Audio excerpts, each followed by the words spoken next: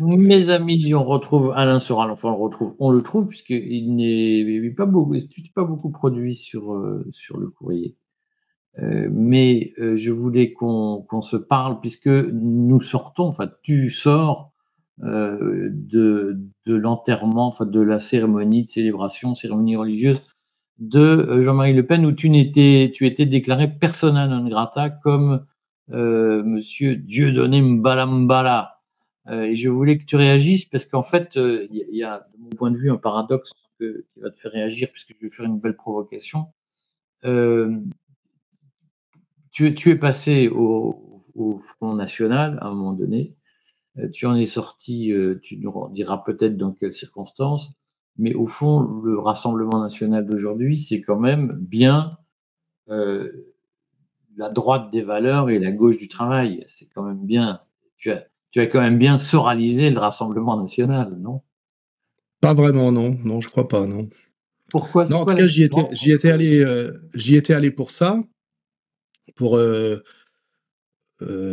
pour essayer d'insuffler au front un virage social, parce que je pense que la période, comment dirais-je, de Le Pen, le Reagan français, était une période qui amenait en fait à une impasse d'ailleurs même stratégique, et puis aussi une erreur historique, tu vois. Et en fait, quand j'ai commencé à dire, à titre personnel, que si Marx était vivant aujourd'hui, il appellerait à voter Front National, tu sais, à l'époque où la gauche avait vraiment trahi totalement la classe ouvrière, tu vois, et où la droite s'était rangée au néoconservatisme. J'avais constaté qu'il ne restait finalement de parti, on va dire, d'opposition sur divers sujets, que le Front National, pour des raisons presque de hasard, parce que c'était une PME gérée par un anarchiste de droite, mais que la ligne économique n'était pas très bonne. Parce que la période de l'anticommunisme, tu sais, parce que finalement Le Pen est monté quand même sur une histoire de vase communicant, tu vois. Le Parti communiste a abandonné plus que la classe ouvrière. Il a abandonné la question du travail en sortant des rapports de classe et de ce qui, enfin des catégories de classe pour passer à des trucs genre les jeunes, les femmes, tu sais.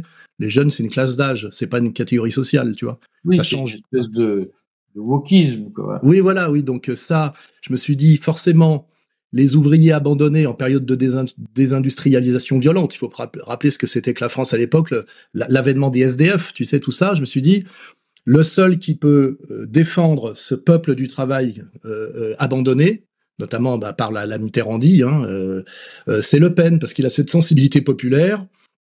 Et en plus, il y avait une convergence d'intérêts, c'est que l'immigration de plus en plus était dans une logique, double logique, d'ailleurs une logique marxiste, tu sais, d'armée de réserve du capital, hein, c'est-à-dire de stratégie de dumping social, et puis en plus d'horizontalisation des luttes, tu sais, dans les banlieues, de détruire les banlieues rouges par les banlieues beurre et de créer, si tu veux, des tensions horizontales entre la classe ouvrière qui habitait tu sais, les banlieues qui étaient des cités dortoirs de l'époque de l'époque des Trente Glorieuses, avec des jeunes issus du regroupement familial qu'on n'éduquait pas dans l'idée de devenir des Français, mais que le Parti socialiste, via SOS Racisme, éduquait dans la haine du français, pour bien faire en fait que le français de papier soit bien le fer de lance de l'anti-populo, quoi, tu vois. Et ça, ce constat-là, Le Pen, qui était un type très intelligent et qui, pour un type de droite, était un dialecticien, ce qui est très rare chez les gens de droite. Les gens de droite sont des essentialistes, tu sais, c'est des platoniciens. Bon, ils n'ont pas la formation au philo, donc ils le savent pas. Mais tu sais, pour eux, la droite est la droite, la gauche est la gauche, et ils luttent encore contre l'URSS, tu sais, une fois que le communisme a disparu, tu vois. Et Le Pen avait cette intelligence plastique. Donc il a très bien compris. Et en plus, il avait, tu sais, rappelle-toi du Le Pen poujadiste, jeune député des années 56, où il était pour la plus grande France. Rappelle-toi, De Gaulle était pour éviter Colombey les deux mosquées, c'est-à-dire il vaut mieux perdre l'Algérie que de renoncer à l'indigénat, alors que Le Pen, qui avait cette idée, tu sais, la France est une tellement belle chose que tout le monde rêve d'y participer, se disait on peut régler la question algérienne par la citoyenneté pleine et entière, c'est-à-dire sortir de l'indigénat et du caïda, et puis même si je veux être un peu taquin, élargir le décret Crémieux, tu sais, aux musulmans autochtones, tu vois, on peut Cherche le prendre. problème, quoi. Oui, oui, mais tu sais, quand on évite cette question-là, on tourne autour du pot, tu vois. Et puis en plus, on finit par tomber dedans quand même, tu vois. Donc autant y aller franchement. Et donc, bon, de toute façon, c'est pour les érudits tout ça. Hein. On a déjà perdu beaucoup de monde là. Et donc, je me suis très bien entendu avec Le Pen. Et malheureusement, Marine n'a vu dans cette démarche que la démarche qu'on appelle de la dédiabolisation, tu sais, qui n'est pas du tout autre chose, enfin, je veux dire, qui est totalement autre chose, qui est on sait à qui mon père a déplu toute sa vie, tu sais. On sait ce qui l'empêche de passer ce qu'on appelle le plafond de verre, tu sais. Le plafond de verre, puisqu'il y a une puissance médiatico-politique évidente qu'on peut appeler aujourd'hui l'état profond, d'une certaine manière, l'état profond à la française.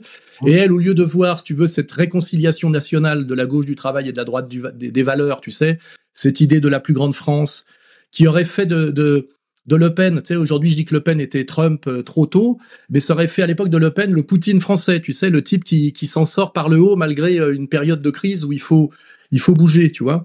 Marine Le Pen l'a vu comme effectivement la dédiabolisation, c'est-à-dire plaire au pouvoir profond pour se rapprocher du pouvoir, sachant que le pouvoir peut avoir besoin de toi à un moment donné si tu réponds à certains objectifs qui n'étaient pas les objectifs initiaux, tu vois. Et ce qui fait qu'à un moment donné, tu peux avoir Meyer Habib qui claque la bise à Bardella, tu vois, ce qui était assez inconcevable à l'époque. À l'époque, on avait le respect de Moatti pour Le Pen. C'était pas la même chose, tu sais. C'était des sachants qui disaient quand même, ce type a un courage, une stature, une culture, et il représente quelque chose. En fait, Le Pen représentait la France, quoi, réellement. Mais la France qui n'existe plus, tu vois, d'une certaine manière. C'est ça qui est triste. Là, je veux bien adhérer, tu sais, au grand remplacement sur le plan idéologique. Pas forcément racial, mais le grand remplacement. C'est-à-dire que Le Pen incarnait la France, mais une France qui pratiquement avait disparu, tu vois. Elle avait été transformée, puisqu'en fait, moi, je suis un dialecticien, il y a des formes qui se transforment, tu vois. C'est-à-dire que tu peux avoir raison dans les années 60, si tu arrives 20 ans après, il y a eu un travail qui a été fait, que Todd peut très bien expliquer, les économistes, et qui fait que malheureusement, tu as un coup de retard. Et d'ailleurs, moi, je disais, quand on a un coup de retard, il vaut mieux avoir 2 coups de retard. Parce que quand tu as 2 coups de retard, dialectiquement, tu te mets à avoir un coup d'avance, tu vois. Alors que Marine, en fait, elle a toujours un coup de retard, tu sais. Elle Oui, prolonge le coup de retard, tu vois. cela dit, elle a bien gommé l'aspect libéral de droite, on va dire Oui, de toute façon, si tu fais pas ça à minima, tu n'as aucun espace politique et aucune crédibilité. Donc, elle l'a fait un peu. Elle l'a fait un peu. Mais je suis désolé, si tu le fais jusqu'au bout, tu es suffisamment formé pour le savoir. Là, tu te retrouves sur la ligne Philippot jusqu'au bout. Rien de ce qu'elle promet n'est possible si tu ne sors pas de l'Union européenne et de l'euro. Tu vas valider. Oui, oui, oui, mais je Donc, ce pense n'est que que du même si on discours. sort de l'euro, c'est compliqué. Non, mais d'accord, mais si tu prétends qu'on va reprendre les pouvoirs régaliens sur la France, ne plus emprunter l'argent pour les grands projets d'État sur le marché libre européen, mais renouer à la loi d'avant la loi de 73, tu vois, c'est des impératifs catégoriques. Si tu n'es pas dans cette cohérence-là, ce que tu fais sont des promesses électorales qui ne sont pas tenables. C'est pour ça que moi, à la limite, j'étais sur la ligne Marine Philippot, tu vois, parce que Philippot était assez proche de moi en réalité, tu vois. Et quand Philippot est parti, cette promesse sociale du RN n'est plus devenue qu'une promesse. C'est-à-dire, c'est objectivement un mensonge quand tu raccordes l'idéologique à l'économique, tout simplement. Et donc, quand tu me dis Marine est sur une ligne sociale, elle est sur une ligne sociale sur le plan déclaratif.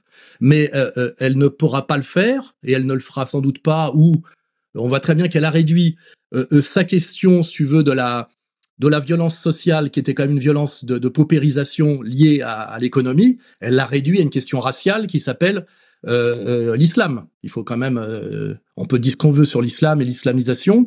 Elle a réduit cette question, je dirais même de la sécurité au sens large des Français, parce que la première insécurité, d'une certaine manière, c'est une insécurité économique. C'est quand il y a un effondrement des services publics, un effondrement de la protection sociale. Et elle l'a réduite à la question de l'islam, qui est aussi la volonté complète des gens avec qui elle se retrouve en lien aujourd'hui.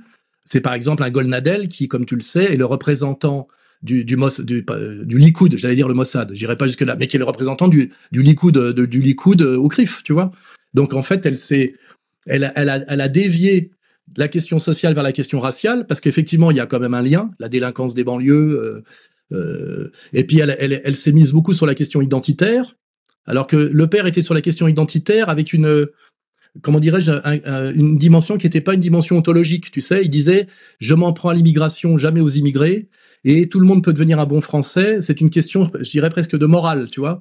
Alors qu'il y a un virage chez Marine qui est je vois Est-ce qu'elle par son l'assume? entourage, qui est racial, tu vois. Donc il y a un mensonge Est-ce qu'elle social, une assume ce virage racialisation. racial? Est-ce qu'elle Comment? assume est-ce qu'elle assume ce virage racial? Parce qu'en fait, il y a beaucoup de musulmans, français qui se retrouvent dans le Rassemblement national en disant, finalement, bon, c'est bien ce qu'elle fait. Elle est quand même beaucoup moins racialiste qu'un Éric Zemmour, par exemple? Ah oui, oui, mais l'air de rien, les gens qui lui disent aujourd'hui: «Tu es respectable», eux ont une conception très, très raciale de la question. C'est ça qui en fait, tu ne peux pas juger un personnage politique à son discours. Tu peux parce que ça s'appelle les promesses électorales, tu sais qu'elles sont faites pour être systématiquement trahies et en plus le système de domination qu'on a peut-être identifié, qui est le pouvoir bancaire profond, fait toujours faire une politique de droite par un élu de gauche parce que c'est vieux comme le Parti socialiste, tu vois? C'est vieux comme la Mitterrandie et on voit bien que là, on est en train d'assister à une préparation d'enfumage, symétrique. Et la question, c'est Marine se rapproche effectivement du pouvoir, tu sais, de manière arithmétique. Tu sais, elle est à 33, 34. Moi, j'ai peur qu'au moment où elle arrive à 50, là, tu sais, on a une bascule, tu sais, un changement de paradigme profond, tu sais, qui va être insufflé par une convergence Trump-Poutine, tu vois, parce qu'il y a une convergence sur certains points. Donc, moi, je pense que ce calcul, tu sais, l'idée de tout sacrifier à la haute politique pour finir par toujours échouer, eh ben finalement, tu as perdu ton âme et tu n'as pas gagné le pouvoir. Et ça, c'est ce qui me gêne dans le marinisme. Et toi, le symbole, on va y venir sur le sujet d'aujourd'hui. Je suis interdit de présence à la messe, qui est une messe publique.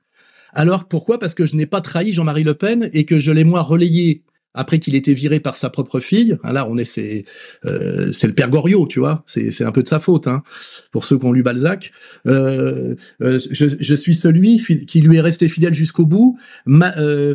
Presque au-delà de lui, tu vois, par principe, je dirais par droit des valeurs, tu vois. Je trouvais que il était pas normal. Sa fille ne relayait plus ses vidéos, tu sais, ses interventions, et moi je les ai relayées jusqu'au bout, quoi qu'ils disent, parce que j'estime que la morale est quelque chose de très important, tu vois. C'est en ça que j'ai toujours été très anti-trotskiste, tu vois. La fin qui justifie les moyens, notre morale est Ou la naïf, leur, tu vois. Comment? ou naïf. Ou authentiquement religieux, tu vois ce que je veux dire? Authentiquement religieux, c'est-à-dire que quand on croit en Dieu et qu'on a peur du jugement, ben, on doit faire attention à une certaine morale, sinon c'est qu'on est un tartuffe, tu vois. Moi, on dit que je suis un mauvais chrétien, un mauvais catholique, mais l'air de rien, j'essaie de me comporter comme si un jour je serais jugé, tu vois. Alors peut-être que on peut penser d'une certaine manière que c'est un manque de modestie, tu sais. En fait, ces gens-là dont on parle sont très modestes. Ils n'ont pas beaucoup d'orgueil, tu vois ce que je veux dire. Ce sont des femmes de ménage, tu vois. Tu vois, Mais il y a donc des après femmes de c'est, ménage qui ont beaucoup d'orgueil. Ne méprise pas les femmes de ménage. non, non, mais elles ont le, comment dirais-je, on peut les respecter parce qu'on peut respecter l'humilié et celui qui est asservi. Mais l'orgueil, c'est de jeter le chiffre, c'est de jeter le torchon, tu vois ce que je veux dire. Voilà. Enfin, c'est un autre sujet, on s'éloigne. Mais donc, Bon, je trouve ça très amusant. pourquoi c'était important pour toi d'être présent à cette commémoration de cette communion d'ailleurs, avec, le souvenir de Jean-Marie Le Pen, avec ce qu'il était et pour toi, qu'est-ce qu'il représentait? Alors Au-delà de déjà, la pour moi, France, concrètement. quand tu dis que c'était important pour moi d'y être, je ne peux pas entrer en France. Si je rentre en France, je suis immédiatement embastillé. Hein. Je le sais, tout le monde le sait. Donc, j'avais pas prévu d'être présent, mais en revanche, mes camarades d'égalité et réconciliation étaient présents. Ils ont déposé une gerbe avec un petit mot merci pour la gauche, pour les gauches du travail et les droites des valeurs. Tu sais, ce côté boxeur qu'avait Le Pen, tu vois. Et donc, j'ai été présent. Et ce qui est bien, c'est que Marine et son entourage aient pensé qu'il était nécessaire de dire dans les médias que j'étais interdit et Dieudonné, ça m'a donné la possibilité d'être présent sans y être. Tu vois, je veux dire, ces gens sont incroyablement maladroits, tu vois. Enfin, je veux dire, ça me donne une importance que j'ai sans doute d'ailleurs, mais au moins ils le vérifient, tu vois. Parce que réellement, je devrais être insignifiant par rapport à eux, tu vois. Or, ils ont mis un point d'honneur et ça a été relayé dans tous les médias que les deux personnes, parce qu'il y en a d'autres qui sont non grata mais dont on parle pas, Benedetti, des gens que je respecte d'ailleurs, mais qui sont pas. Il paraît qu'il était présent à l'extérieur. Oui, parce que de toute façon, on peut pas. Déjà, comment des gens qui ne sont même pas pratiquants, et ce n'est pas l'enterrement privé, tu sais, de la famille qui s'est passé à la Trinité. Là, c'est un lieu public. Comment ces gens peuvent se permettre de faire une liste d'interdits dans une église. Je veux dire, ces gens-là n'ont aucun respect des traditions, aucun respect de ce que c'est que le catholicisme et la catholicité. Ce sont des gens d'une infinie vulgarité. Mais moi, à la limite, j'y étais sans y être, tu vois. Tu vois, c'était parfait parce qu'en plus, d'abord, je suis comme toi, j'ai des horaires décalés, donc j'aime pas me lever. J'ai, Je ne pas du ça, moi. Je me lève. ouais, et aller à la messe, c'est pas spécialement mon truc, tu vois. Je préfère communiquer directement avec le Christ, ce qui est très mal vu, tu vois. Et j'ai été étonné. Il n'est pas rancunier, hein. Parce qu'avec tout le mal que a dit les Juifs, s'il continue à te parler, Qui ça, le fais preuve Christ? de tolérance. Oui, Comment? oui, oui, mais Non, qui mais tu ça? as dit beaucoup de mal des Juifs quand même. J'ai dit beaucoup de mal du judaïsme, parce que des juifs, je ne sais pas quoi en dire, ils sont d'une grande diversité, tu sais. Par exemple, moi, je peux dire beaucoup de mal du nazisme, tu vois, mais je peux pas dire du mal de tel type qui se retrouve au tribunal à 99 ans parce qu'il avait 17 ans et demi et qui se retrouvait, tu sais, plancton ou cuisinier dans un camp en Pologne, tu vois ce que je veux dire? Ça me paraît obscène, tu vois. Donc moi, je peux critiquer le judaïsme. Et c'est très facile, il suffit d'aller au texte. Il y a des textes fondateurs, tu sais, le Pentateuque, hein, la Torah. Et après, tu regardes ce que ça dit, parce que c'est un projet, c'est un programme, c'est presque un programme politique. Hein. Et tu dis, ben voilà, ce sont des valeurs, et c'est un système de valeurs, ce qu'on peut appeler une idéologie. Ça se critique, tu vois. Je veux dire, avec ça, je suis en accord, avec ça, je ne suis pas en accord, tu vois. Donc, je suis un critique du judaïsme parce que je suis un humaniste français, c'est-à-dire un chrétien laïcisé, tu vois. Donc, tout ça, c'est dans mon avant-dernier livre que je te conseille de lire, qui s'appelle Comprendre l'époque, pourquoi l'égalité, tu sais. En fait, tout notre monde contemporain fonctionne depuis la décapitation de Louis XVI sur le principe d'égalité. On est censé aller vers l'égalité. Et moi, je suis étonné que des gens aujourd'hui nous donnent systématiquement des leçons dans le monde moderne dans lequel on est, qui s'appelle en France la République, alors que ce sont des inégalitaires radicaux, tu vois. Tu veux que je creuse ou on va éviter les emmerdes, tu vois? Comment? Comment? On peut creuser, mais c'est quand on Non, non, commence à mais creuser ce genre de sujet, on fera la généalogie de la morale, un de ces 4. Mais je constate oui. quand même que malgré les critiques que tu adresses, au Deutéronome, tu restes en communication avec Jésus, ce qui est là aussi un Bah, truc que Jésus tu est un grand critique de l'Ancien Testament. Je suis désolé, hein. Il a voulu le réformer radicalement et l'inverser sur ces deux piliers fondateurs qui sont il n'y a plus de peuple élu, nous sommes tous le peuple élu. Et mon royaume n'est pas de ce monde, c'est-à-dire que le triomphe n'est pas un triomphe terrestre, c'est un triomphe spirituel, tu vois ce que je veux dire. Donc il n'y a plus de peuple élu et il n'y a plus de terre promise, tu vois ce que je veux dire. Si tu enlèves le peuple élu à la terre promise, il n'y a pas Gaza, tu vois ce que je veux dire. C'est réglé. Et alors, je vais devancer ton raisonnement. Moi, je pense qu'il y a des bons juifs, bien évidemment. Et tu sais ce que c'est qu'un bon juif. Tu l'as compris d'un point de vue dialectique. Ça s'appelle un chrétien. ah, C'est quelqu'un moi qui a accepté le Messie. C'est je quelqu'un suis qui a très accepté le imperméable. Messie. Jésus-Christ. Je Tu vois? suis imperméable aux questions religieuses Ah, bah, et non, mais au moins, tu prétends pas que je dis des bêtises. Ça, non, non, mais voilà. c'est un vieux débat et personnellement, voilà, moi, je suis un polythéiste, je n'ai jamais caché et Oui, mais on peut y revenir, hein, ça serait bien, oui, d'ailleurs. D'ailleurs, le catholicisme, on va dire, gallican, est un polythéisme qui ne le dit pas, hein. Ça s'appelle les saints, les saints. Hein. On et la a, Trinité quand même la Trinité, oui, c'est un oui, peu bien sûr, oui, oui, oui, nous sommes des associateurs et des polythéistes, en réalité masqués, oui, bien sûr. Mais c'est pour ça que ça a marché dans un monde celte, tu sais. C'est pour ça que c'est pour ça que le catholicisme a pu devenir français, c'est parce il a habillé, si tu veux, une religion précédente, tu vois. Et d'ailleurs, bon bah tout ça, il faut s'intéresser à la transformation de l'Empire romain, tu vois, Justinien, Constantin, et voir effectivement comment ça s'est passé. C'est une religion composite et qui effectivement, dont le siège est à Rome, je le rappelle, hein, à Rome, pas ni à Jérusalem ni ailleurs, c'est à Rome. à Hein, voilà. Moscou, un peu, le Oui, patriarche de aujourd'hui, non, Moscou, mais aujourd'hui, mais nous, notre catholicisme, il est apostolique et romain. Tu vois ce que nous je veux sommes dire? bien d'accord. Apostolique et romain. Après, la troisième Rome, effectivement, a tendance à mieux défendre les évangiles que notre catholicisme romain depuis Vatican II, qui est en Que chanoine du Latran, accessoirement. voilà. Donc Mais bon, t'as vu, pour en revenir on a dévié, mais enfin, ceci dit, on parlait d'une messe hein, ce matin. Hein. Et ta question, oui, c'était pourquoi j'avais ce respect pour Jean-Marie Le Pen. Oui. alors qu'est-ce que tu vas garder toi comme, qu'est-ce que tu penses que Jean-Marie Le Pen a marqué comme époque politique en France? La presse, mainstream dit, «Il a remis l'extrême droite au centre du jeu politique en France». qui me paraît une vision un peu, voilà. Toi, tu considères que l'héritage de Jean-Marie Le Pen dont tu te revendiques, c'est quoi? Et en quoi Marine Le Pen, au fond, puisque tu as parlé de trahison, en quoi Marine Le Pen trahit cet héritage? Alors déjà, il y a 2 Le Pen. Il y a le Le Pen politique, qui est un qui n'a pas de doctrine en réalité, si tu réfléchis bien. Il n'y a pas de doctrine. C'est un, on va dire, c'est plutôt un anarchiste de droite à qui des gens d'extrême droite ont donné le Front National et qui s'en est un peu débarrassé pour en faire un parti le peniste. C'est-à-dire que ça tournait autour de sa personne et de son charisme. Hein. Et c'est parce que ça tournait autour de sa personne et de son charisme qu'il a pu agréger des familles inconciliables dites de l'extrême droite, dont les 2 extrêmes évidents sont les païens d'un côté et les cathos tradis de l'autre. T'as vu qu'ils s'entendent absolument sur rien. Hein. Et lui, sur son charisme personnel et sur un flou artistique, c'est pour ça qu'il s'entendait bien avec Dieudonné, a réussi à faire voter tous ces gens-là pour lui à chaque échéance électorale. C'est-à-dire d'ailleurs que c'était un parti comment dirais-je, qui respectait les règles de la République. Il n'a existé que par le vote. Tu vois ce que je veux dire? C'est pas un parti sécessionniste. Donc il était absolument pas fasciste de ce point de vue-là. C'était un mensonge de dire que c'était un parti fasciste. Et d'ailleurs, une fois que Jospin était sorti de la politique, il a dit que tout ça n'était que du théâtre. Hein, tu t'en rappelles très bien. Et ce n'était pas non plus un parti d'extrême droite.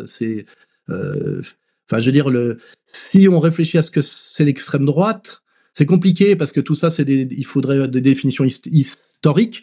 Pour moi, l'extrême droite, c'est le néolibéralisme néoconservateur, tu vois. C'est-à-dire qui est basé sur un mépris à la fois économique et militaire des peuples, tu vois. Ça serait toute la vague néoconservatrice qui, aux États-Unis, a correspondu à l'époque Reagan et à ce qui est arrivé, et Trump est en train d'y mettre un terme.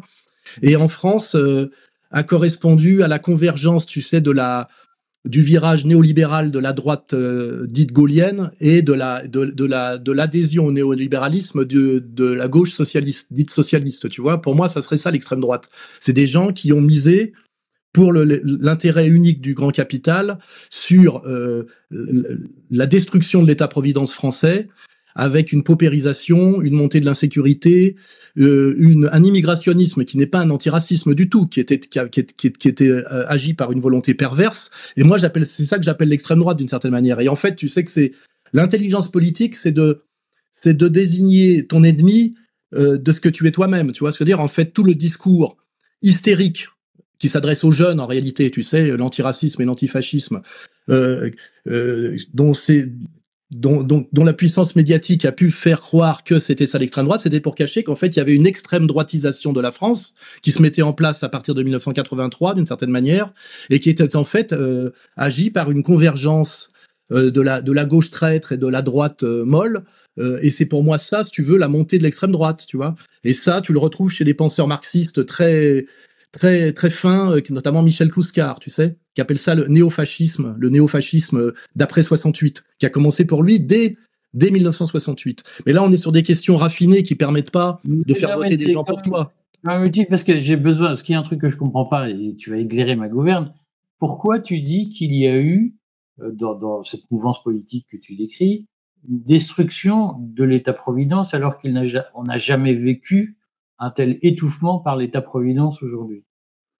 Parce que l'État-providence, c'était pas, comment dirais-je, la vision rocardienne de la création du RSA. C'est-à-dire qu'au moment où on fait un chômage de masse, on fait assumer la misère des chassés du travail, pour pas d'ailleurs qu'ils basculent dans la révolution, on la fait payer par le salariat résiduel. Là, si tu veux, excuse-moi, mais je vais peut-être te percuter un peu sur ce que c'est que la vraie culture économique, c'est-à-dire que quand l'État-providence est assuré par les travailleurs, tu vois, c'est-à-dire par le salariat généralisé, c'est pas pareil que quand il est assumé par les détenteurs du capital. Tu vois, à un moment donné, on a l'optimisation fiscale pour le grand patronat qui échappe à l'impôt. On a la surfiscalisation des classes moyennes qui sont les vrais créateurs d'emplois, notamment à partir de la séquence 83. Et on fait assumer la masse des chômeurs de plus en plus nombreuses par le RMI qui devient le RSA, c'est-à-dire par les salariés, par le monde du travail. Ça, c'est pas l'État-providence tel que on peut le concevoir honnêtement. Ça, c'est faire payer la charge de la crise par ceux qui travaillent encore. Et ça, c'est justement, c'est là-dessus que je suis pas d'accord avec cette idée on va dire libérale, que la France est un pays complètement finalement socialiste qui ne le dit pas. c'est un mauvais pays libéral et un mauvais pays socialiste. Tu vois ce que je veux dire? Pour Oui, moi, mais c'est enfin, tu parles de fautif des deux Rocard, côtés. tu D'ailleurs, parles de c'est pas le Rocard. sujet. Hein. Mais non, mais je vais quand même répondre parce que j'ai besoin de comprendre. Tu parles de Rocard, il a quand même créé le RMI, nous sommes d'accord, mais il a aussi créé la contribution sociale généralisée pour financer la protection sociale. Et cette contribution sociale généralisée, c'est un taux exorbitant de prélèvement sur les revenus du capital. Donc aujourd'hui, Du capital du capital qui est encore un capital national. Excuse-moi, je veux dire quand à un moment donné les types se défiscalisent par tout un système de sociétés offshore et que c'est devient une spécialité à partir du milieu des années 80, on sait très bien que des grands groupes qui sont très très riches, ou même d'ailleurs des groupes très implantés en France, on va parler de Starbucks, payent pratiquement pas d'impôts. On a le problème des GAFAM. Qu'est-ce que paye Amazon? Quand tu vois la destruction que représente Amazon au niveau du commerce, puisque même moi j'achète sur Internet pour ne pas me déplacer, quelle est la charge fiscale d'Amazon France par rapport à ce qu'ils engrangent comme pognon et par rapport aux dégâts qu'ils produisent sur la classe moyenne commerçante? C'est ça les vrais sujets, tu vois? bah, on fera une émission là-dessus, mais ce qu'il faut dire, c'est qu'en tout cas, factuellement, il y a bien aujourd'hui une imposition du capital en France. Tous les Le capital dividendes est un terme versés. abstrait. C'est comme si si tu confonds les couches moyennes salariées et les classes moyennes. Les couches moyennes salariées, c'est des salariés petits cadres qui participent à la liquidation. Et les classes moyennes, c'est des propriétaires de leurs moyens de production qui en prennent plein la gueule parce qu'ils n'ont même pas le chômage quand ils se cassent la gueule. Si tu confonds sociologiquement, excuse-moi, comme tous les libéraux idiots ou les libéraux traitent, couche moyenne salariée et classe moyenne, tu ne Mais comprends moi, rien à je suis l'économie. pas là-dedans. Je dis juste que tout le monde est défiscalisé en France. Tu as 50% de contribuables qui payent pas l'impôt sur le revenu. Parce qu'ils Et on gagnent peut rien pas. aussi. Hein. Non, Parce qu'ils gagnent rien, si tu vois. Excuse-moi. non, ils gagnent rien, ils gagnent de quoi payer un impôt et on leur dit vous ne payerez pas d'impôt. Et ça, c'est une défiscalisation dont personne ne parle. Et à côté de ça, le gars qui crée sa boulangerie, qui crée. Oui, bah ouais, bah ça c'est des classes moyennes. C'est des classes moyennes. Lui, oui, sauf qu'on la somme d'impôt sur le capital. Oui, mais ça c'est des Et, classes moyennes et productives. aujourd'hui, factuellement, la protection sociale en France, elle est financée aussi par le capital, avec cette Ah, particularité, c'est que quand tu es salarié, tu as droit à des prestations, et et quand- quand tu as des revenus du capital, tu payes pour financer la sécurité sociale, mais en échange, tu n'as rien. Oui, mais C'est une ça, là, grande quand tu me dis injustice. ça, c'est exactement le discours du MEDEF qui fait semblant de croire que le grand capital mondialisé et que le petit capital, c'est-à-dire du petit patron, c'est la même chose. C'est comme si tu confonds l'agriculture familiale et le FNSEA. Tu vois ce que je veux dire? Tu es dans le. Alors, soit tu l'as pas compris, soit attention. Je dis attention parce que Ah, aujourd'hui, les grands céréaliers de la juridiquement, c'est la Beauce, même chose. les grands céréaliers de la Beauce ne sont pas du tout touchés par la liquidation de l'agriculture française, qui est une liquidation de l'agriculture familiale. Et là, moi, je serais, on va dire, un poujadiste ou un, on va dire, un proudhonien si je suis dans les penseurs de gauche. Moi, je défends l'alliance du prolétariat et de la classe moyenne. Tu vois? Ce qu'on appelle d'ailleurs le travailleur collectif dans le marxisme évolué. Et moi, je ne fais pas semblant de croire que le grand capital et le petit capital, c'est le même monde. Car en réalité, le grand capital vit de la destruction du petit capital. Tu vois? Parce Non, qu'il mais faut. nous sommes d'accord. Ça, Sauf hein, que juridiquement, fusion, c'est le même acquisition, principe. absorption. Tu vois, et c'est tout le processus, parce que là, il faut être dans l'histoire, on n'est pas dans la théorie. C'est tout ce qui se passe au niveau, en Occident depuis les années 80. L'absorption des petits par les gros dans le BTP, dans l'agriculture, et même dans certaines professions libérales. On va bientôt détruire les charges qui sont issues de l'ancien régime, comme notaire, huissier, tu vois, pour que ce soit accessible à tous les petits Juan Branco qui ont fait Sciences Po et une équivalence. À un moment donné, il faudrait s'intéresser, par exemple, comment Juan Branco peut être avocat au sens traditionnel du terme alors qu'il n'a pas fait de droit. Tu vois ce que je veux dire? Il n'a pas Non, fait de mais droit. moi, je dis juste que juridiquement, aujourd'hui, le gars qui est boulanger, il est soumis à la même fiscalité que le gars qui est propriétaire d'une multinationale. Et Ben, c'est pratiquement faux. Peut-être que tu vas me l'expliquer que c'est théoriquement vrai, mais ça s'appelle l'optimisation fiscale. Le boulanger n'a pas le temps de faire de l'optimisation fiscale. LVMH a le temps. Alors moi, je critique pas d'ailleurs le grand capital productif qui fait des sacs à main. Moi, ce qui me gêne, c'est tout ce qui finit dans des, tu sais, dans des fonds de placement financier, des fonds de pension américains, où en fait, il y a beaucoup aujourd'hui de création je dirais, de richesse par de la destruction de richesse. Tu vois ce que je veux dire, hein? C'est-à-dire, le pionnier de ça en France, c'était Bernard Tapie, tu sais? Tu vois? oui, oui, mais après, sur l'optimisation fiscale, bon, moi, c'est un mot fourre-tout, voilà. On manque de chiffres précis sur ce qu'on appelle l'optimisation fiscale. Maintenant, on a effectivement un sujet que moi, j'ai aucun problème à traiter, c'est que dans la pratique, le monde anglo-saxon s'est organisé pour avoir plus de capital que nous. Et qu'à un moment donné, on ne peut pas éternellement s'avachir et chouiner en disant nous, on veut de la retraite par répartition et on ne veut pas de capitalisation, mais en même temps, ceux qui, grâce à la capitalisation, dégagent du capital qui leur permet de s'enrichir, c'est des salauds. À un moment donné, il faut assumer ses choix. On ne peut pas faire croire aux gens qu'ils sont les directeurs de la planète et que tout le monde va faire comme les Français. Oui, oui, mais ça, c'est Les autres, c'est des salauds. Et à un moment donné, on passe aussi sur il y a une compétition économique et on ouais, mais après, tous les moyens de la perdre.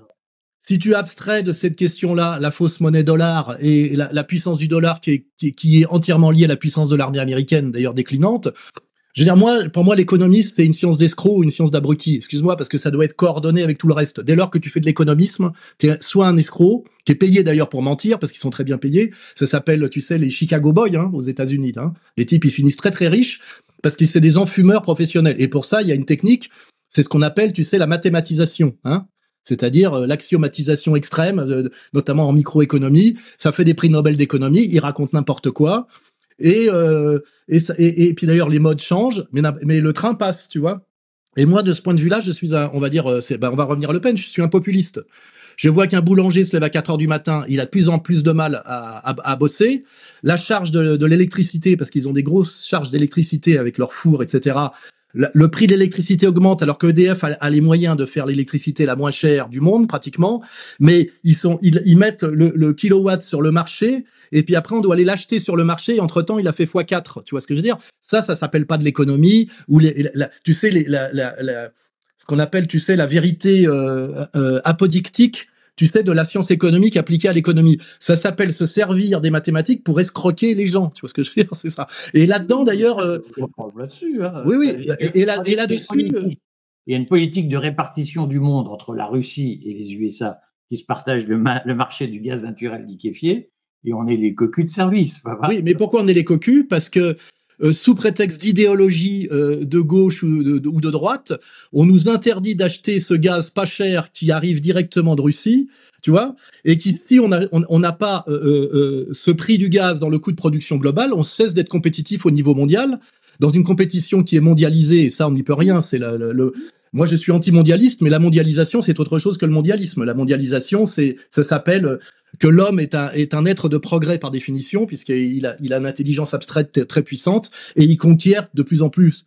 À la mesure du temps, il conquiert la nature. Il devient de plus en plus... Et il sait asservir la nature et même faire de la nature une force décuplée. Hein. C'est le passage du cheval au cheval vapeur, je vais pas te la faire, tu vois. Donc moi, je suis pas un anti-mondialisation et un anti-progrès, bien qu'il y a des théories. On peut être traditionnaliste, on peut aller voir chez René Guénon, tu vois, et se dire que on s'avance vers le Kali Yuga et lire les textes religieux, puisque je sais que tu es assez religieux pour des raisons personnelles récemment. Je m'intéresse aux biographies des gens avec qui je parle. On peut se dire que cette marche du progrès est une marche vers l'enfer, tu vois ce que je veux dire, et se poser ces questions, tu vois. Et à ce moment-là, on est dans des positions radicales d'un point de vue politique, tu sais. Le retour à la frugalité, on peut même se retrouver chez Una Bomber, tu vois, si à un moment donné on se dit qu'il faut punir les salauds, tu vois, et on se met à mettre des bombes à Polytechnique, tu vois ce que je veux dire. On peut arriver à des... Moi, ce qui m'intéresse, c'est de comprendre les courants et essayer de voir ce qui est le plus moral et disons le moins immoral. Et moi, on va revenir à Le Pen. Il y a deux Le Pen. Il y a le Pen des médias, qui est d'ailleurs, les médias sont un filtre manipulatoire. Donc, moi, j'ai toujours voulu rencontrer les gens. Il y a quelque chose qui m'a choqué. Moi, je venais de la gauche radicale, tu sais, d'une gauche idiote adolescente qui devient une gauche intelligente en me cultivant. Tu sais, je passe le cap tu sais, du gauchisme, maladie infantile du communisme, un texte de Lénine qu'il faudrait relire, tu vois. Et à un moment donné, en me cultivant réellement sur ce que c'est que l'économie politique, c'est comme ça que ça s'appelle. Ça s'appelle pas la science économique. Le vrai terme, c'est l'économie politique. Marx, il a écrit un livre qui s'appelle Das Kapital, critique de l'économie politique. Tu vois ce que je veux dire? Et c'est un livre formidable de potentialité, bien évidemment, hein, mais qui n'est pas une Bible. Hein. Voilà, il faut continuer à dialectiser les principes. Et quand je rencontre Le Pen, je rencontre un type qui ne ressemble pas du tout à ce que les médias m'ont vendu. Alors moi, je le rencontre par esprit, tu sais, provocateur, parce que comme on va rencontrer le diable, et je rencontre quand même fondamentalement un honnête homme, issu du petit peuple, puisque tu le sais, il est issu du petit peuple, qui s'est élevé comme tu l'aimes, comme un libéral, c'est-à-dire par sa puissance d'intelligence et de travail, tu vois, parce que j'aime, moi, cette idée. Oui, c'est un entrepreneur, en fait, tu sais, l'idée ne faut jamais brimer l'entreprise. Moi, j'ai compris quand même que le débat libéral social est un débat abstrait qui est stupide. Il faut libéraliser des tas de choses et en socialiser d'autres. En fait, il faut socialiser ce qui est gros, ce qui est régalien, l'énergie, la défense, tu vois. Et il faut libéraliser tout ce qui est petit, sinon il n'y a pas de qualité de vie. Si tu peux pas faire, si la restauration devient un truc d'État, tu bouffes de la merde. Tu vois ce que je veux dire? Ça s'appelle les partis socialistes. Mais par contre, si tu réfléchis pas à ce qui doit rester social, ça donne les incendies de Los Angeles. Parce que aucun de ces connards d'Hollywood avec leur grande villa ne veuille payer pour les pompiers, tu vois. Ils veulent pas. Mais à un moment donné, l'incendie est transclasse, tu vois ce que je veux dire. En fait, l'incendie, c'est ce qui te ramène la nécessité de l'État-providence, tu vois. Tu vois, hein, ça s'appelle. L'État régalien. Oui, de l'État régalien. Oui, mais tu sais, c'est l'État-providence, c'est gaulliste, hein. C'est gaulliste, hein. C'est notre anne glorieuse, hein. C'est un terme qui. Le salut. Le salut chrétien, mais la providence par l'État. Oui, mais ça, c'est un truc d'un terme. Mais l'époque dont on dit qu'on appelle ça la parenthèse enchantée, qui a été la meilleure pour la France, c'est une période d'économie mixte. Hein. C'est De Gaulle, en fait, qui travaille la main dans la main avec le Parti communiste à cause des alliances qu'il a avec le CNR, où il y a à la fois de la planification pour les grands projets, la téléphonie, tu vois, l'électricité, l'atome, tu vois, et en même temps la possibilité aux entrepreneurs d'entreprendre dans une période effectivement où il y a un gros potentiel, on n'est pas en surproduction, et d'un seul coup, ça donne la meilleure période. Et c'est une période, en fait, qui est libéralo-sociale, tu vois. N'oublie pas qu'il y a la planification à l'époque de Gaulle. Il y a du plan. On fera une émission là-dessus, parce que on n'a pas vécu le même De Gaulle. Oui, mais moi je viens excuse-moi, je suis né en 58 en France et j'ai vécu toute mon enfance à Meudon-la-Forêt, cité dortoir dessinée par Pouillon et qui était le lieu où dormaient les ouvriers de l'usine Renault de Billancourt. Tu vois, ça c'est mon enfance. Tous mes potes, c'est ça, c'est des enfants, des ouvriers et je me rappelle quand même de la qualité de l'école primaire, de ce qu'on appelle la classe de neige, de la création des piscines et que tous les gosses apprennent à nager dans des piscines propres, etc. Il y a eu quand même à la fois, tu veux, un enrichissement libéral et, comment dirais-je, une redistribution sociale, tu vois, sur des choses très simples, hein, la vie quotidienne. Alors ça, une certaine bourgeoisie s'en rend pas compte, tu vois, parce qu'eux, ils ont des piscines, ils ont pas besoin de savoir qu'on a fait des piscines municipales et que les gosses puissent aller apprendre à nager, tu vois. Moi, je fais partie de la première génération de petits Français qui savent nager, tu vois, parce que à l'école, j'ai eu droit tu sais, à la piscine, tu vois. Avant, mais on n'était pas dans une situation où c'était plus simple de rester chez soi plutôt que d'aller travailler. C'était une petite nuance. Oui, bah après, bon, je te dis, c'est tellement un sujet complexe qu'il faut faire rentrer tous les paramètres. Mais revenons à Le Pen. Le Pen, j'ai découvert que ce type était un type charmant, très cultivé, bien élevé, beaucoup d'humour, et qui avait une sensibilité populaire, et qui, en fait, même si c'était pas un intellectuel, parce que c'était pas un intellectuel au sens ami de gauche, tu vois, mais il avait une sensibilité du fait de son vécu et de ce qu'il avait traversé, tu vois, pupille de la nation, immédiate après-guerre, monter à Paris pour un Breton. Tu connais d'ailleurs ces choses-là toi-même, puisque monter de la Bretagne, c'est comme monter de la Belgique. Tu sais que c'est. Nous, on descend. Oui, mais c'est Bécassine dans les deux cas pour le métropolitain. Tu sais, quand tu arrives comme Belge, tout le monde ricane. Tu vois, c'est comme quand tu arrivais comme Bretonne. Tu sais, tu vois ce que je veux dire. Tu vois, tu peux te retrouver des liens avec Le Pen. Tu vois. Mais Alain, je ne suis pas belge, je suis liégeois. Oui, après, mais bon, pour un Français, il fait pas la différence, tu vois. Parce que moi, je suis genevois, tu vois. Mais bon, et tu vois, pour les Français tu peux c'est comme Belge et moi comme Suisse, on a le même handicap, tu vois. C'est une certaine lenteur, tu vois. Et donc, Le Pen comprend par son vécu, qui est très riche, très très riche, tu vois. Il a une sensibilité et il voit qu'il y a un processus qui se met en place qui est néfaste à la France, parce que la France a une identité forte, et n'oublie pas, c'est dans mon livre, si tu le lis un jour, Comprendre l'époque, c'est ce que j'appelle les systèmes mondes. Tu sais, les propositions mondiales, il n'y en a pas 36. Il y a celle qu'a proposé le Christ, qui est un mondialisme, hein. C'est ce que je dis aux catholiques parfois qui m'emmerdent, qui sont anti-mondialistes. Je dis, le premier mondialisme, c'est le christianisme. Hein. Parce que le judaïsme, on va le dire, est tribal. C'est un anti-universalisme. Hein. C'est pas pour tout le monde. Voilà.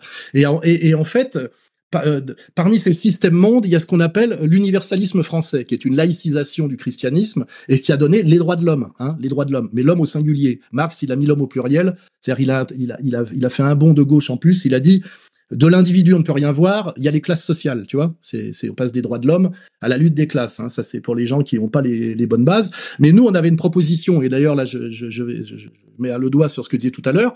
On a la proposition dans la modernité à partir de la fin du XVIIIe siècle, qui est concurrente de celle des anglo-saxons. Nous, on est des droits de l'hommiste et eux, ils sont des libéraux, ce qui n'est pas tout à fait la même chose. Il y a une dimension, parce qu'en fait, ce sont des protestants et nous sommes des catholiques, tu sais, il y a une dimension plus humaine dans l'humanisme français, et c'est ce que propose d'ailleurs à partir de 58 De Gaulle, tu sais, avec la troisième voie, tu sais, dire voilà, nous avons un universel à proposer qui n'est ni le communisme, ni la proposition américaine, et qui est la proposition française. Et ça, c'est vrai que nous avions cette proposition mondialiste comme système de valeurs à potentiel universel, qui fait que notre pire ennemi a toujours été la perfide Albion, tu sais. Nous sommes, la vision du monde à liquider par le monde libéral anglo-saxon parce que nous sommes assez proches. C'est pas l'islam, c'est pas le communisme. Tu vois très bien qu'à chaque fois, soit t'es à Moscou, soit t'es à la Mecque.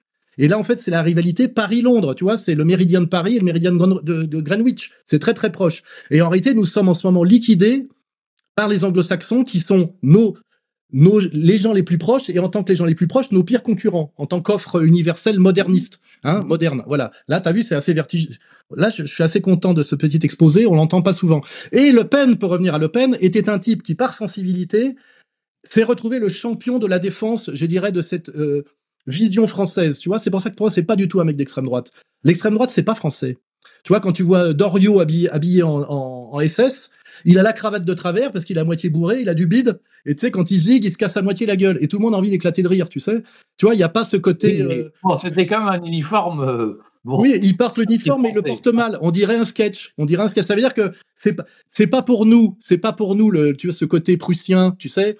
Parce que c'est quoi l'hitlérisme? C'est des Prussiens avec des Bavarois, tu sais.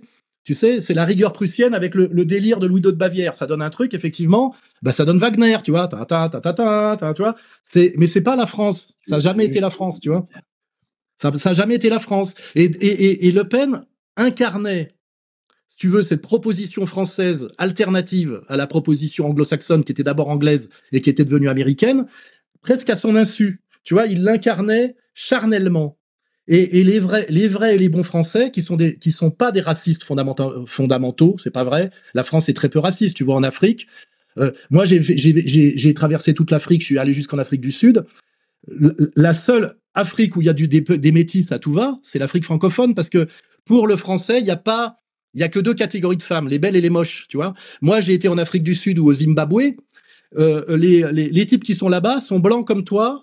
Ça fait plusieurs générations qu'ils n'ont pas pris un coup de soleil. Et tu vois, ils se sont jamais métissés, tu vois. Et donc, c'est la fragilité du français, c'est que le français, il est assez ouvert, tu sais, même dans sa conception un peu impériale. Ça te donne la vision française de l'Amérique, qui est le Canada, et la vision anglo-américaine de l'Amérique, qui a donné ce que ça a donné, hein, les Indiens et tout le reste. Alors que nous, on est plus dans du Pocahontas, tu vois. Et moi, j'ai compris chez Le Pen que c'était un grand Français, et que la France était cette espèce de truc composite comme ça, qui finalement se traduisait par une sensibilité globale, qui n'avait même pas besoin d'être trop théorisée, et que dans la séquence historique était une séquence de destruction de l'âme et de l'esprit français par des Français qui étaient traîtres et qui étaient en fait des agents anglo-saxons. Aujourd'hui, on appelle ça des young leaders, et c'est carrément objectif. Mais à l'époque, c'était déjà des young leaders cérébraux.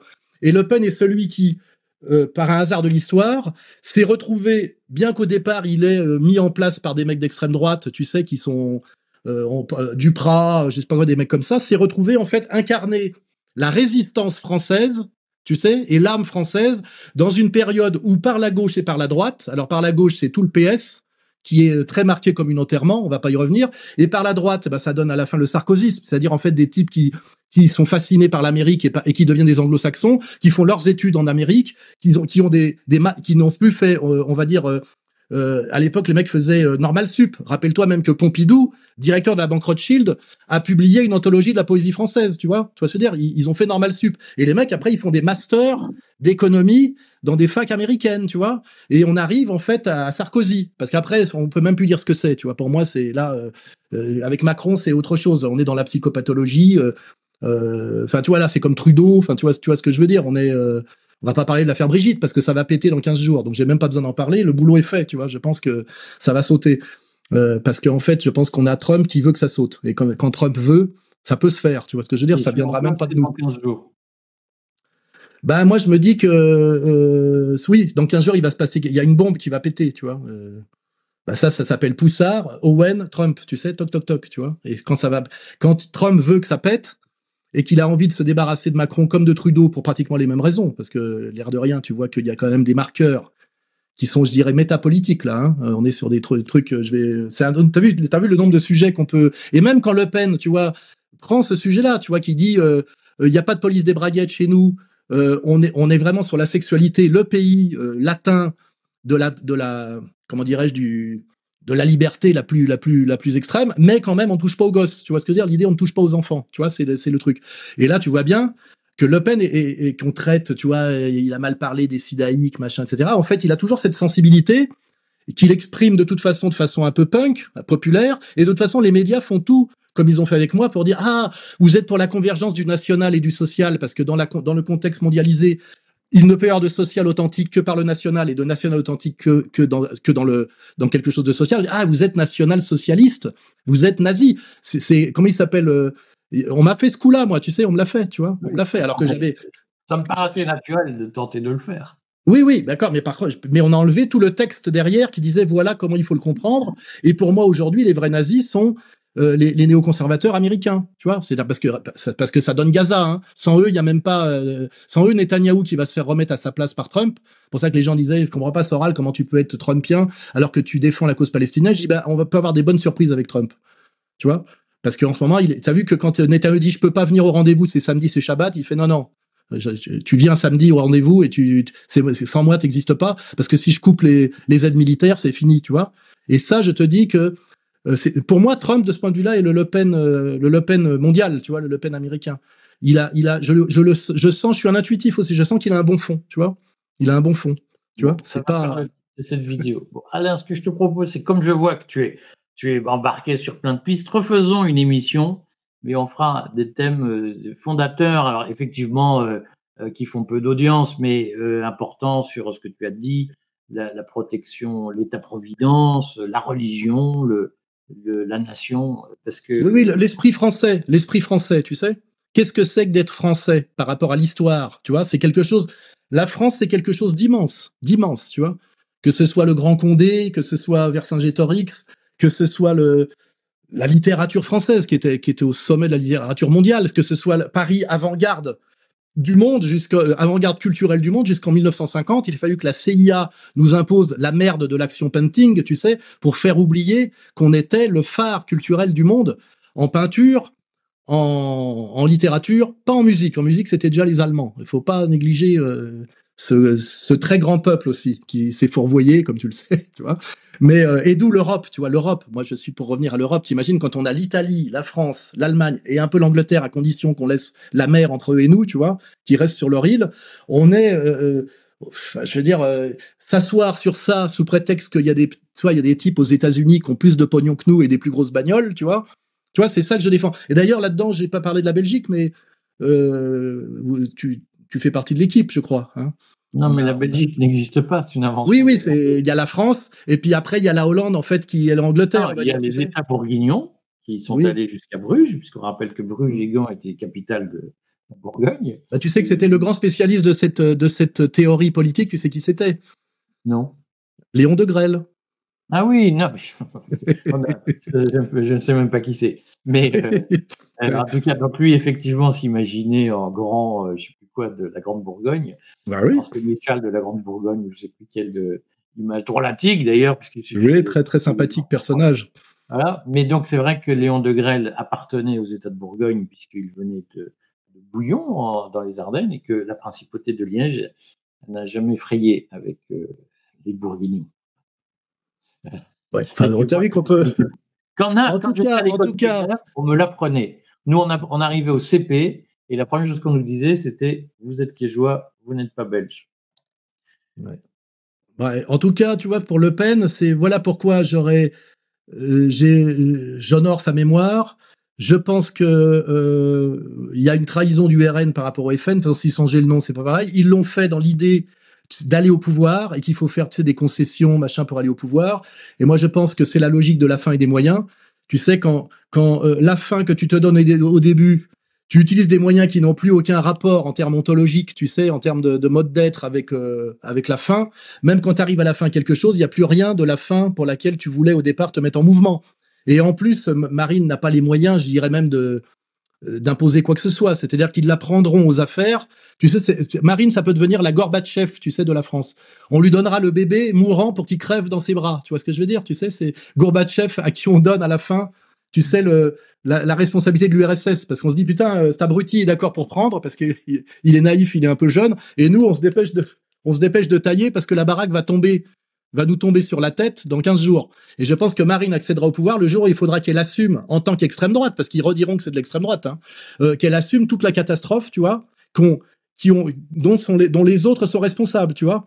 Et elle, dans sa logique où Bardella, tu sais, de quête du pouvoir, qui est la représentation du pouvoir et pas le vrai pouvoir, j'ai peur que soit elle n'y arrive jamais, parce qu'il y avoir un changement de paradigme imposé par une convergence d'intérêts Poutine-Trump, qui est une évidence si on y réfléchit. Ils sont d'accord sur certaines choses, qui est de liquider les élites européennes, qui sont en fait des young leaders, qui sont pour Poutine des ennemis, mais pour Trump aussi, parce que ce sont des néocons et qu'il veut se débarrasser de l'impérialisme néocon pour se consacrer à l'Amérique, qui a été abîmée de l'intérieur par la stratégie néoconservatrice, qui est une stratégie impériale qui devient à la fin une stratégie impériale anti-américaine, tu sais, à force de se servir de l'Amérique.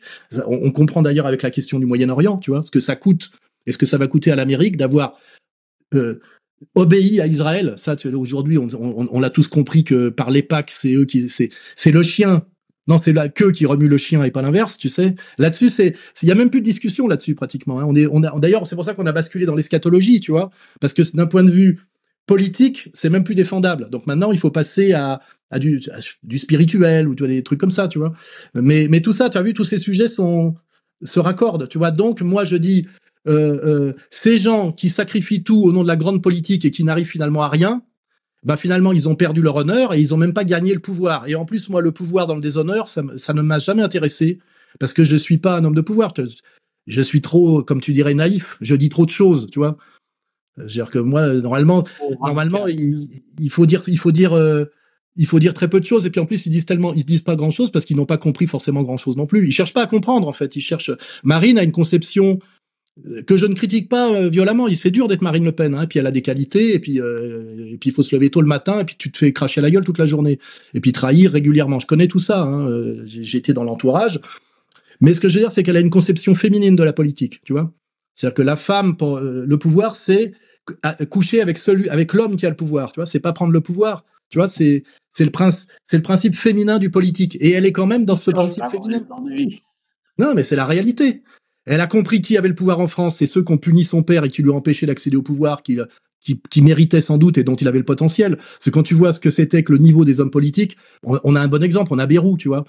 Tu vois, tu vois ce que je veux dire. Le Pen avait largement le niveau en tant que tribun, tu vois ce que je veux dire, en tant que puissance du verbe, tu vois. Alors évidemment, ça nous renvoie à des générales Boulanger, même à des Mussolini à l'époque où réellement il y avait un rapport entre le pouvoir et la puissance individuelle de l'homme politique, tu vois. Aujourd'hui, on a une période post-humaine de la politique. Mais en tout cas, sa fille a très bien compris ce qui avait empêché Le Pen de passer le plancher de verre, tu sais.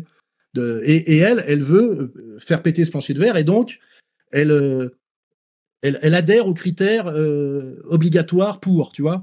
Et elle le fait parce qu'elle se dit, en fait, ça veut dire qu'elle avoue qu'on peut pas prendre le pouvoir en France, tu vois. On ne peut plus prendre le pouvoir par les voies traditionnelles des partis et du vote, tu vois. Moi, je fais partie des gens qui sont persuadés que Macron n'a jamais été élu, tu vois. Et pourquoi tu crois ça? Bah parce que comment dirais-je, j'ai vu Trump se faire voler les élections la deuxième fois, tu vois. Et donc, et je pense que c'est pareil en France. Aujourd'hui, avec les machines à voter, tu sais, on vote des bulletins papier dans des urnes. Et après, il y a le comptage, après, ça passe dans des machines électroniques, et c'est validé par le ministère de l'Intérieur. Tu fais strictement ce que tu veux. Et moi, je me dis, quand Marine fait 65% dans les dom-toms, 65% dans les dom-toms, en étant la fille de son père, et qu'elle perd en métropole, alors on va m'expliquer que les bobos votent à gauche, tu vois, mais je pense qu'il y a enfumage, tu vois, et je pense que, d'autant plus que moi, j'étais à l'époque, j'avais les moyens d'avoir des contacts très précis avec les RG qui se trompent jamais, et je te dis qu'en 2017, Macron, qui avait fait une campagne catastrophique et grotesque et ridicule, votez printemps avec la cocaïne qui lui coulait des narines, il était 4e du premier tour. Voilà, si t'es un peu connecté, tu le sais aussi, tu vois, hein, par les réseaux maçonniques, etc. Donc, de toute façon, non, mais c'est pas une pique, c'est-à-dire qu'il y a des gens qui savent, quoi. Et ce que je veux dire, c'est qu'aujourd'hui, se mettre en ordre de bataille pour gagner les élections par les urnes et encore avoir un coup de retard, le système aujourd'hui, excuse-moi, là, ça a été vérifié en Roumanie et Breton nous l'a annoncé pour l'Allemagne. Si la démocratie, c'est-à-dire nous, ne gagne pas par les urnes, nous annulerons les urnes, car en fait, si les urnes se mettent à être antidémocratiques, nous défendons la démocratie, nous annulons les élections. Ils viennent de le faire en Roumanie, et ils ont promis de le faire en Allemagne si ça arrivait. Donc tu vois ce que je veux dire, ce que je dis est étayé quand même par du réel récent, même si on se dit Soral, il délire un peu. En réalité, tout ce qu'on pense être délirant chez moi est quand même validé comme sérieux avec un petit décalage, tu vois, avec un petit décalage. Délirant, hein. Non, mais donc Marine a une logique électoraliste de la politique qui fait que, elle se soumet à ceux qui ont le pouvoir profond et pour qu'ils ne fassent plus barrage. Et donc, à la fin, quel intérêt d'arriver au pouvoir pour simplement que les gens ne voient pas qu'elle fait la même politique que ceux dont ils ne peuvent plus, mais simplement, ils ont changé d'animateur, quoi. Hein, ça s'appelle l'animation du procès de consommation. On appelle ça chez les marxistes évolués. Tu vois, c'est changement des animateurs du procès de consommation. Et en même temps, en plus, même si tu gagnes par les urnes, ils peuvent te faire perdre. Je pense que Marine avait peut-être gagné déjà la dernière fois et sans doute qu'elle le sait. Et ils l'ont mis perdante pour que Macron gagne, parce qu'il y a vraiment eu des trucages très bizarres qui sont même apparus à la télé. On a dit c'est une erreur, elle était devant, elle passe derrière. Et on a la preuve que ça s'est passé. On a la preuve que ça s'est passé aux États-Unis avec Trump. Hein. Et en plus, je crois, moi, tu sais, au passage du Chronos au Kairos, tu connais ça, tu sais, ce que Solzhenitsyn appelait la théorie des nœuds, tu sais, à un moment donné, il y a une convergence qui se rejoint de causalité qui passe, on va dire, du quantitatif au qualitatif, le fameux saut qualitatif de la compréhension hegelienne du monde, et il y a un changement de paradigme brutal. C'est-à-dire que toi, au moment où tu penses que tu vas passer à la caisse, parce que t'as baissé ta jupe, tu vois ce que je veux dire, t'as tué ton père, t'as fait la Bible à Meir Habib. Je sais pas si tu vois quand même tout ce qu'il faut faire. Hein. C'est quand même des rites de soumission qui sont quand même ultra violents, ultra abjects. Si t'es un vrai homme, bon, Marine n'est pas un homme, tu ne peux pas accepter de te faire claquer la bise par Meir Habib. C'est pour ça que j'ai dit Bardella, c'est plus le steward qui te propose si tu veux reprendre un café dans l'avion que tu vois que Trump ou Poutine. Tu vois ce que je veux dire? Bien que ce soit un garçon charmant, très très bien formé par du média training et qui est passé par chez moi comme tous. Hein. Ces gens-là ne pourront jamais dire qu'ils sont pas passés par Soral. Hein. Ils sont tous passés par chez moi. Je suis une école de cadre en réalité, avec égalité et réconciliation. Tu vois, la petite Marion Maréchal, ils sont tous passés. C'est pour ça moi, je m'en fous qui me tape un peu sur les doigts. J'ai tellement d'autres problèmes que je m'en fous d'être interdit à la messe à laquelle j'avais pas l'intention d'aller, à laquelle je ne peux pas aller. Et grâce à ça, ils m'ont mis au cœur de la messe, tu vois, sans que j'ai besoin d'y aller, puisque les gens vont tous se dire, tiens, il y avait Dieudonné et Soral étaient interdits. On sait même pas qui y était, tu vois ce que je veux dire? On sait même pas, tu vois. Je sais même pas, moi, si les gars que je connais encore au RN y étaient ou pas. J'ai pas, je viens de me lever, je te dis tout de suite, parce que moi je travaille beaucoup la nuit. Je sais même pas qui y avait à cette messe, tu vois. Si toi tu sais, il y avait Golnadel, il y avait Zemmour, je crois, c'est ça? Oui, il devait y avoir des mots, oui. Ouais, mais est-ce qu'il y avait Golnadel? J'en sais rien. Est-ce qu'il y avait Meir Habib? J'en sais rien. Personnellement, Ouais, tu vois, comme moi, voilà, je saurais ça ce soir, mais ça sera marrant de voir qui était au premier rang, au deuxième rang. Tu sais, en fait, ce qui est marrant après, c'est de décortiquer le truc. Mais je dis que ces gens-là aient eu la vulgarité, et je dirais, et même la bêtise stratégique, de dire qu'ils ne voulaient pas que j'y sois ou que Dieudonné y soit, tout ça pour plaire à leur maître, parce que c'est ça que ça veut dire. Hein. C'est oui, nous avons bien fait le ménage, bien sûr. Il n'y a aucun antisémite, tu sais, on a bien nettoyé, tu sais, quand tu sais le persécuteur te dit, c'est dans un magnifique film, ça, tu sais, qui s'appelle Runaway Train, d'après un scénario de Kurosawa, tu sais. Et tu sais, t'as le mec qui se laisse humilier, on lui dit, tu as bien nettoyé la poussière, là, regarde, il en reste encore un peu. nettoie, tu sais, puis il oblige le type à se mettre à quatre pattes par terre avec le petit chiffon.